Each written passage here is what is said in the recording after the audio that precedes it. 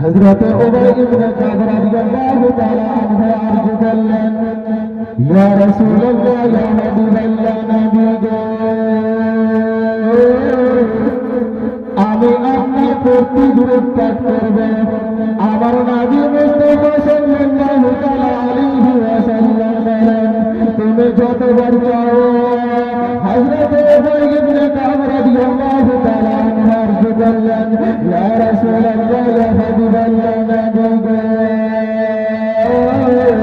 আমি আপনার প্রতি দূরত পাঠ করব। তো কতবার? আমার নবী মুস্তাফা সাল্লাল্লাহু তাআলা আলাইহি ওয়াসাল্লাম বলেন, তুমি যতবার চাও। হযরত উবয় ইবনে কাব রাদিয়াল্লাহু তাআলা আনহু আরজ করেন, ইয়া রাসূলুল্লাহ, ইয়া হাবিবাল্লাহ, নবী গো, আমি 24 ঘন্টার মধ্যে 4 ভাগে বিভক্ত করে একটা আপনার প্রতি দূরত পাঠ করব। আমার নবী মুস্তাফা সাল্লাল্লাহু তাআলা আলাইহি ওয়াসাল্লাম বলেন, তুমি যতবার চাও, যদি আর থেকে বেশি পারো তোমার জন্য ভালো হবে। হযরত উবয় ইবনে কাব রাদিয়াল্লাহু তাআলা আনহু আরজ করেন, ইয়া রাসূলুল্লাহ, ইয়া হাবিবাল্লাহ, নবী গো,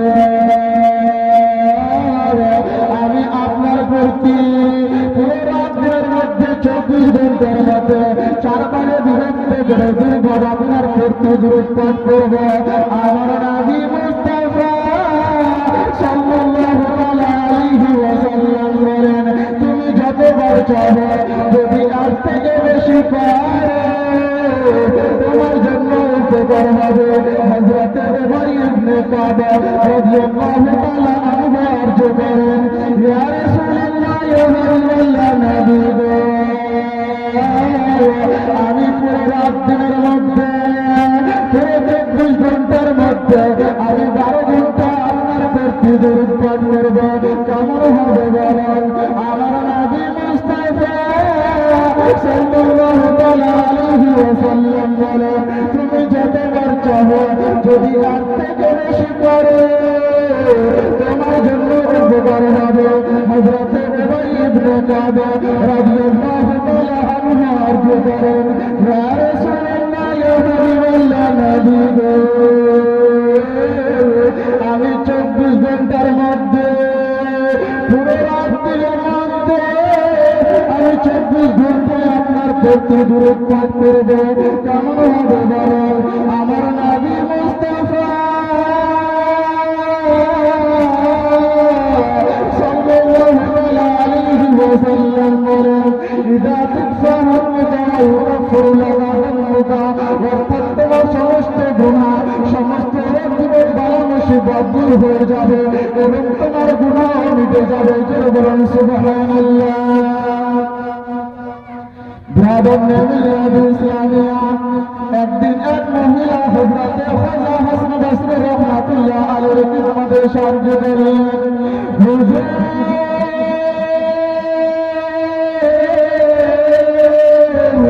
আমার একটা মেয়ে ছিল হুজুর, যে মেয়েটা ইন্তেকাল করে গেছে, যে মেয়েটা পথে গেছে।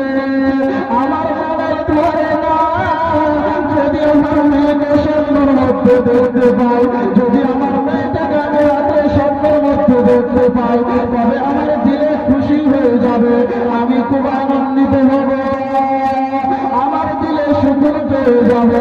হযরত খাজা হাসান বসরি রাহমাতুল্লাহ আলাইহি বলেন, তুমি রাতে ইশারের নামাজের পর 4 রাকাত নফল নামাজ পড়বে, আর প্রত্যেক রাকাতে সূরা ফাতিহার পরে একবার করে সূরা আল-হাক্কার পুরো পড়বে, তারপরে দুরূদ পড়তে পড়তে ঘুমিয়ে যাবে। সে মহিলাটি যেন বাড়ি চলে গেলেন না, সেই মহিলাটি বাড়ি গিয়ে রাতে ইশারের নামাজের পরে 4 রাকাত নফল নামাজ পড়ল। 4 রাকাত নফল নামাজ পড়ার পরে রাতে যেন দুরূদ পড়তে পড়তে ঘুমিয়ে গেল। সে মহিলাটি যেন তার মেয়েকে স্বপ্নের মধ্যে দেখতে পেয়েছিল, কিন্তু তার মেয়েকে স্বপ্নের মধ্যে দেখে ফেলবে খুশি হয়নি, বরঞ্চ খুব দুঃখিত হয়েছিল। কেন দুঃখিত হয়েছিল?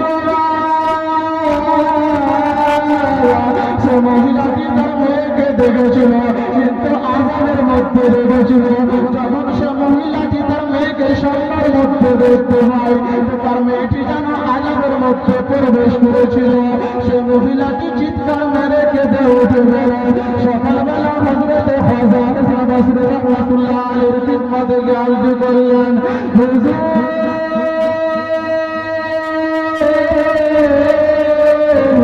আমি তো আমার মেয়েকে দেখতে পেয়েছি, কিন্তু আমার মেয়েকে তো আজানের মধ্যে দেখেছি, আমার মেয়ে তো আজানের মধ্যে ছিল। তাই আপনি সমস্ত ঘটনাগুলো বললেন। হযরতে হযরত হাসান বসরি রাহমাতুল্লাহ আলাইহি বলেন, তুমি তোমার মেয়ের জন্য কিছু সাজদা দিয়ে দাও, আল্লাহ তাবারক ওয়া তাআলা সে সাজদার কারণে মাফ করে দিতে পারে।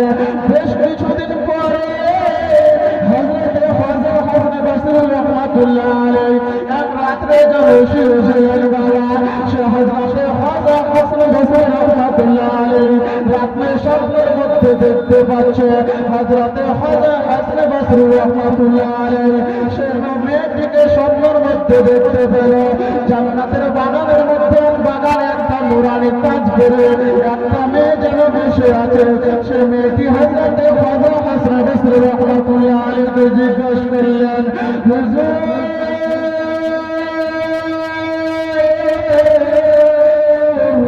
আপনি কি আমাকে চিনতে পারছেন? বলেন। হযরতে হযরত হাসান বসরি রাহমাতুল্লাহ আলাইহি বললেন, না না, আমি তো আপনাকে চিনতে পারি না, আপনি কে একটু দয়া করে বলুন। সে মেয়েটি বলছে,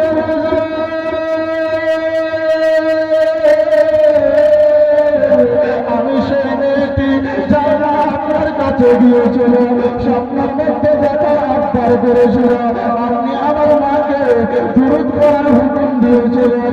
হযরতে হযরত হাসান বসরি রাহমাতুল্লাহ আলাইহি বলেন,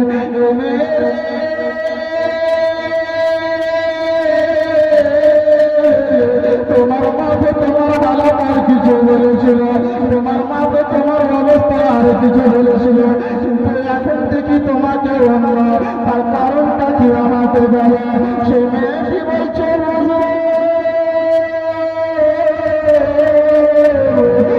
আমার মা যে বলো আপনাকে বলেছিল সমস্ত কথাই সত্যি বলেছিল। আমার মা যে বলো আপনাকে বলেছিল সমস্ত কথাই সত্যি বলেছিল, কারণ আমার মা আমাকে আযাবের মধ্যে দেখেছিল।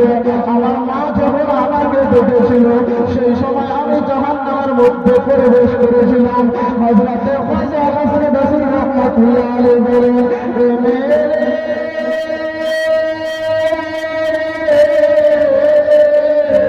তাহলে তুমি সে আযাব থেকে রক্ষা কেমন করে পেলে বলো, সে আযাব থেকে মুক্তি কেমন করে পেলে বলো।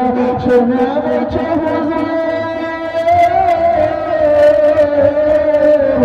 সে কবরস্থানের পানি দিয়ে অনেক কারবান্তি যাচ্ছিল, যে এমনি যাচ্ছিল না, আমার নবী মুস্তাফা সাল্লাল্লাহু আলাইহি ওয়াসাল্লামের প্রতি দুরূদ পাঠ করছিল আর যাচ্ছিল।